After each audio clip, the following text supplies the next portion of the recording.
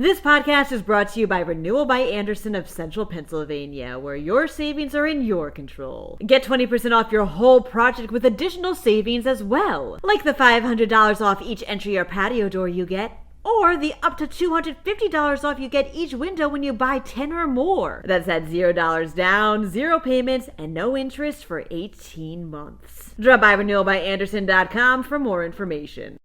Parents and educators want accountability after students created those TikTok accounts impersonating teachers. Also, some schools will be offering free period products. Snow fell over the weekend. And finally, a university developed a skin substitute made of soy. I'm Claudia Dimuro, and you're listening to Today in PA. Over 200 people packed into the Great Valley High School auditorium in Chester County on Monday night during a meeting to address an incident where students created fake TikTok accounts impersonating teachers, reports Why. This podcast has previously covered this story in which 7th and 8th graders pretended to be these teachers, all while making, in the words of the New York Times, quote, disparaging, lewd, racist, and homophobic videos. School officials later stated that some of the students were suspended, but most of what they did was technically protected by their right to free speech and expression. However, many of those who attended Monday night's meeting demanded more accountability, especially the members of the Great Valley Education Association Teachers Union that showed up. One parent who spoke claimed her daughter also experienced bullying over TikTok, with a fake account dedicated to telling her to kill herself, and criticized the district's lukewarm disciplinary response to the perpetrator. Said one of the teachers who was impersonated, Bettina Sibilia, quote, nobody was looking for a revenge story. All I ever wanted was an authentic apology and commitment from our school community to help students understand why this was so wrong. Students at some schools will be getting free period products, reports Spotlight PA. State lawmakers recently signed off on a $3 million grant program that'll send these products to certain locations, a program which was approved by Governor Josh Shapiro as part of this year's state budget. At least 12 states plus Washington, D.C. have passed laws to provide free menstrual products in schools in order to address period poverty, which advocates claim is the financial burden buying menstrual products puts on women and girls, particularly those with low incomes, as well as the lack of access to safe and hygienic products. As for how schools can apply and which are eligible in the first place, that has yet to be determined.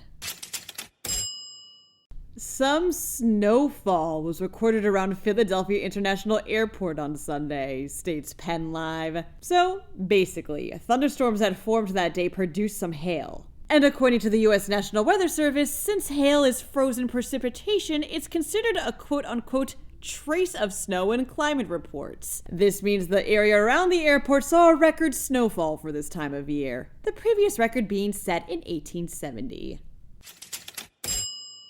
Joseph Connell was burned on 30% of his body when he was 10, resulting in 360 skin grafts which left new wounds where healthy skin tissue once was, says Philly Voice. This experience is what inspired him, and the company he founded, to aid Temple University researchers in Philadelphia in developing a substitute skin made out of plants, specifically soy proteins. These proteins are made into a nanofibrous wound dressing through a process known as electrospinning, which was actually used during World War I to make nylons. This dressing can then be used to heal and regenerate healthy skin for wounds ranging from burns to bed sores. And since this substitute skin has a long shelf life and doesn't need to be refrigerated, it could prove to be a very valuable form of medical care worldwide. All this treatment needs now is FDA approval, which Connell believes will come by the end of the year.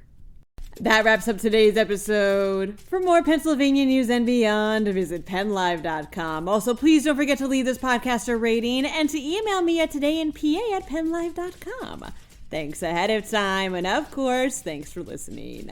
I'm Claudia Dimuro, and tomorrow's another day of Today in PA.